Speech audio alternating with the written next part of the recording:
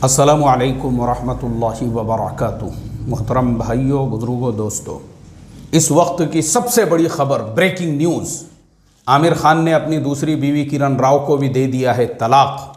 दोनों के बीच में हो चुका है डिवोर्स और दोनों ने फैसला किया है अलग अलग रहने का, और बेटे की जो तालीम है, तरबियत है, वो दोनों मिलकर करेंगे।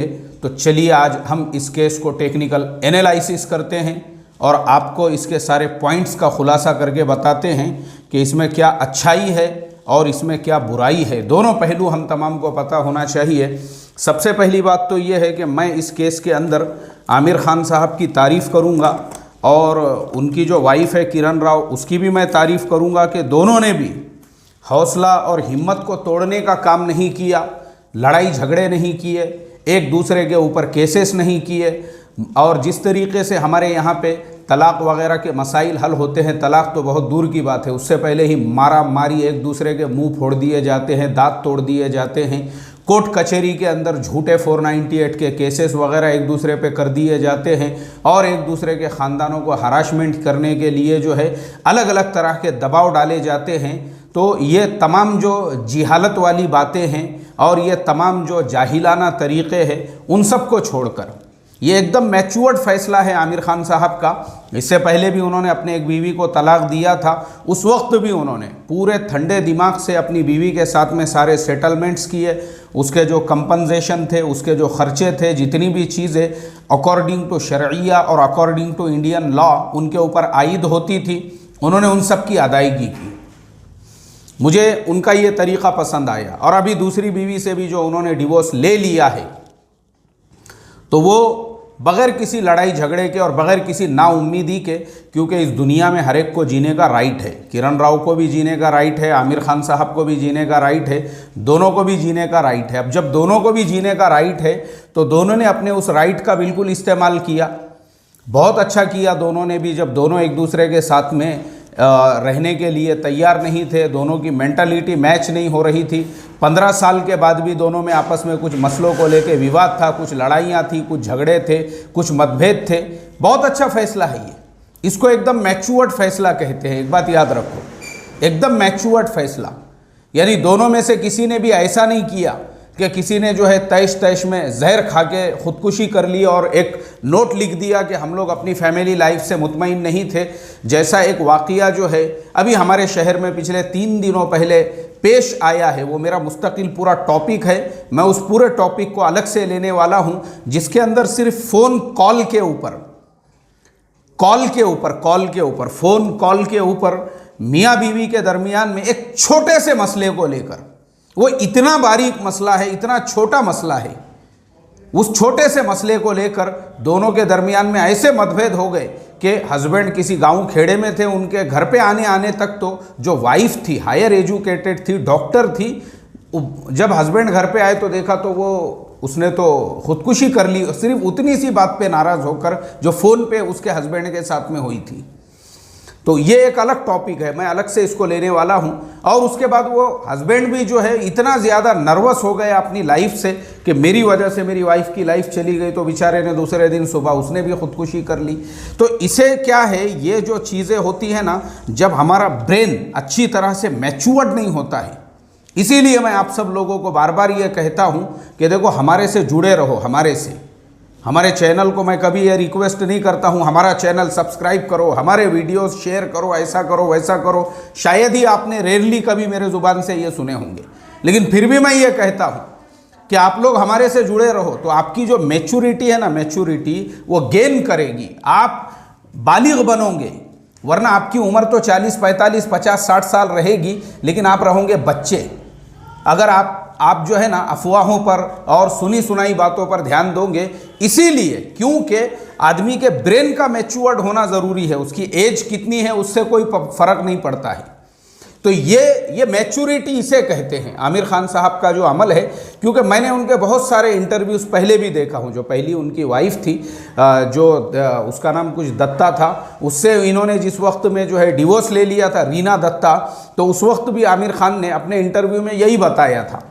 मसला क्या था दोनों के दरमियान, कोई बहुत बड़े मसाइल नहीं थे, सिर्फ ख़र्चों को लेकर मसाइल थे कि आमिर खान साहब जो है जो कुछ काम वगैरह वो जो करते हैं अपने प्रोडक्शन हाउस से, तो ये फराख दिल इंसान है। इनका कहना ये था कि भाई दिल खोल के पैसा खर्चा करो, जो बजट हमने बनाया है मिसाल के तौर पे किसी काम के लिए 1000 रुपये, अब थोड़ा बहुत उसमें 1200 रुपये, 1100 रुपये, 1500 रुपये तक भी खर्च हो रहे हैं तो प्रॉब्लम क्या है। लेकिन उनकी वो जो वाइफ थी, वो भी पार्टनर थी इनके साथ, उसका कहना ये था कि अगर हमने पहले 1000 रुपये का बजट बनाया है तो काम 900-800 रुपये में होना चाहिए, यानी वो बजट से भी कम में होना चाहिए, तो ज़्यादा खर्चा करने की क्या ज़रूरत। ये मसले को लेके उनमें मतभेद हुआ।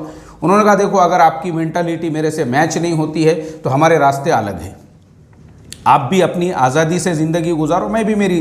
तो इसे कहते हैं एक मैच्योर्ड इंसान, इसे कहते हैं वो इंसान नहीं कि ये मसले को लेके मियाँ बीवी में लड़ाई झगड़े, झिपोटिया पकड़ के दे दीवार को टक्कर, दे बोकांडी पे, दे कंबर पे, ये इसको जिहालत कहते हैं। ये जो जाहिल लोग होते हैं, जो मैच्योर्ड नहीं होते हैं, बालिग नहीं होते हैं, वो इस तरह की मारामारियाँ करते हैं, वो इस तरह से गाली गलौज करते हैं, वो इस तरह से सोशल मीडिया वगैरह पे एक दूसरे को गालियाँ देते हैं, एक दूसरे को बुरा भला कहते हैं, एक दूसरे के ऊपर कीचड़ उछालते हैं।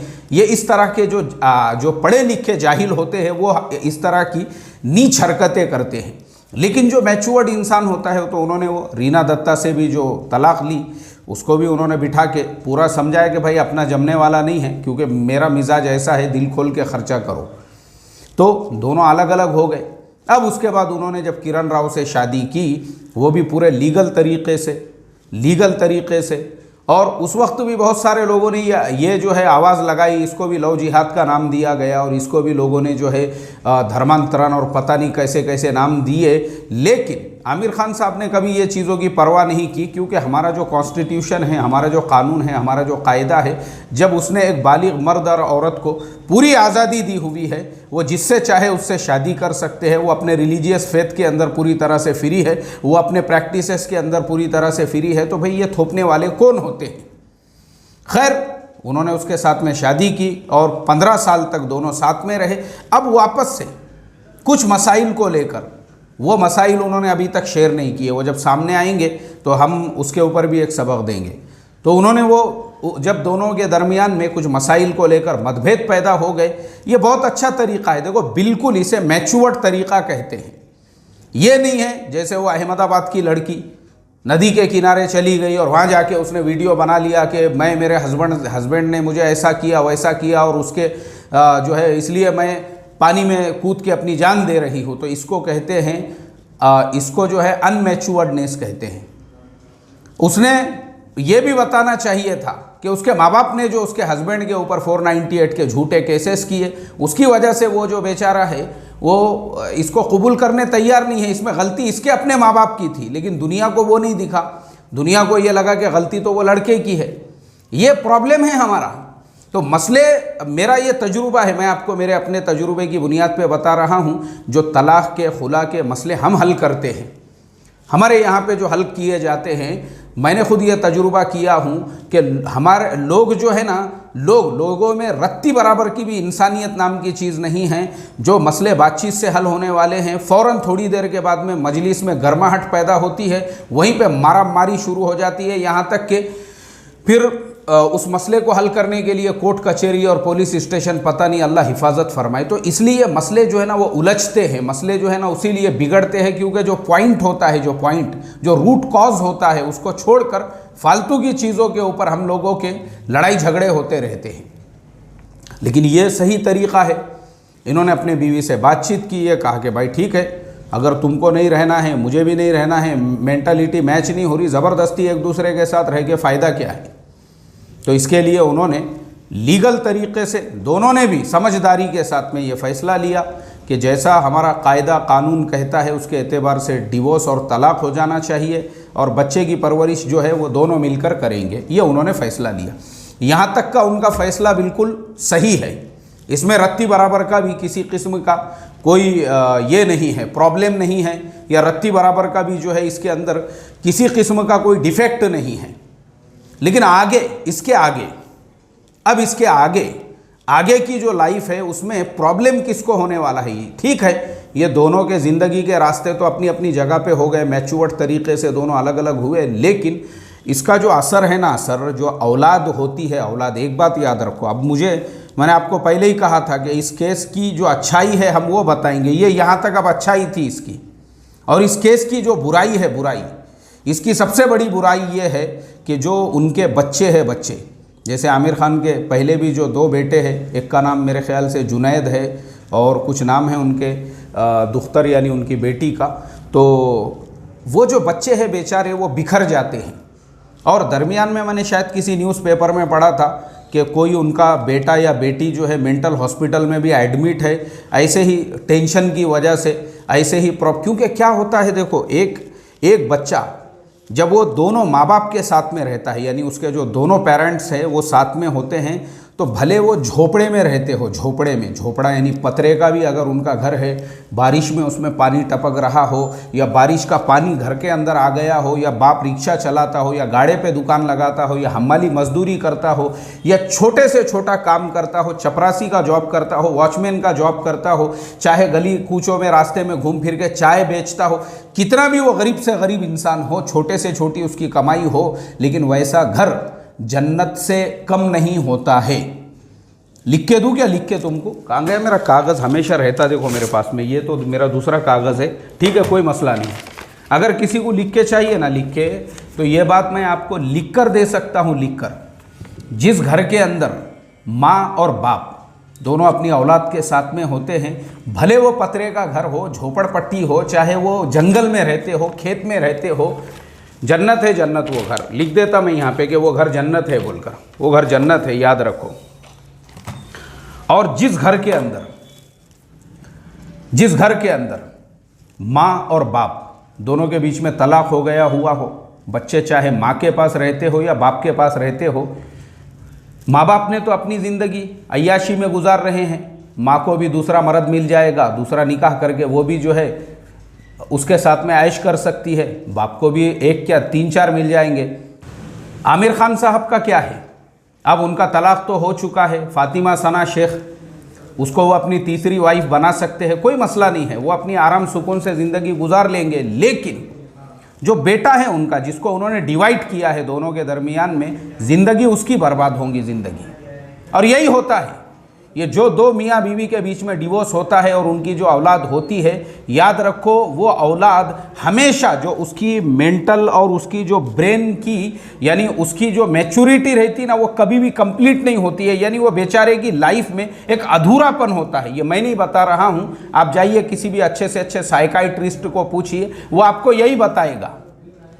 हाँ, माँ चाहे अपने बेटे को हीरे मोती तोड़ के खिला दे, लेकिन बाप की जो कमी है वो कयामत तक भी पूरी नहीं हो सकती। बाप ही होता है। और ऐसे ही अगर बाप बगैर माँ के औलाद की तालीम तरबियत अपने घर पे लाके करना चाहे, और बाप उन औलादों को चाहे वो आसमान से जो है चांद तारे तोड़ के उनको लाकर दे दे, लेकिन माँ की जो कमी है वो पूरी नहीं हो सकती है। तो इसके लिए जहाँ पे डिवोर्स के अंदर दोनों अपनी लाइफ में तो खुशहाल ज़िंदगी गुजार रहे हैं, उनको कोई प्रॉब्लम नहीं है, लेकिन वहीं पे इसका एक बहुत बड़ा जो वीक पॉइंट है और एक बहुत बड़ा जो इसका यानी इसकी जो ख़राबी है वो ये है कि माँ बाप के डिवोर्स लेने की वजह से बच्चों की ज़िंदगियाँ बर्बाद होती है, बच्चों की ज़िंदगियाँ बर्बाद होती है, बच्चों की, फिर वो बच्चे माँ के भी दुश्मन बन जाते हैं और बाप के भी दुश्मन बन जाते हैं। अल्लाह हिफाजत फरमाएँ। और ये माँ बाप जो छोटी छोटी बातों पे से तलाक और डिवोर्स की बातें करते हैं और अपनी औलादों की ज़िंदगियां जो बर्बाद कर देते हैं, उनकी वजह से उनकी औलाद आगे चल के पता नहीं बेचारे मेंटली पेशेंट बन जाते हैं। अल्लाह ऐसे माँ बाप को समझ अता फरमाएं और ऐसे माँ बाप को अपने मसले मसाइल बजाय 498 के केस, बजाय कोर्ट कचहरी, बजाय अदालत में बैठकर ख़ानदान के लोगों के साथ, बिरादरी के लोगों के साथ, रिश्तेदारों के साथ बैठकर इन मसले मसाइल को हल करने की तौफीक अता फरमाएं और फैमिलीज़ के अंदर एक दूसरे को बर्दाश्त करने की, मियाँ बीवी को भी एक दूसरे को समझने की भी और एक दूसरे के साथ ज़िंदगी गुजारने की तौफीक अता फरमाएं। अस्सलामु अलैकुम व रहमतुल्लाहि व बरकातुहू।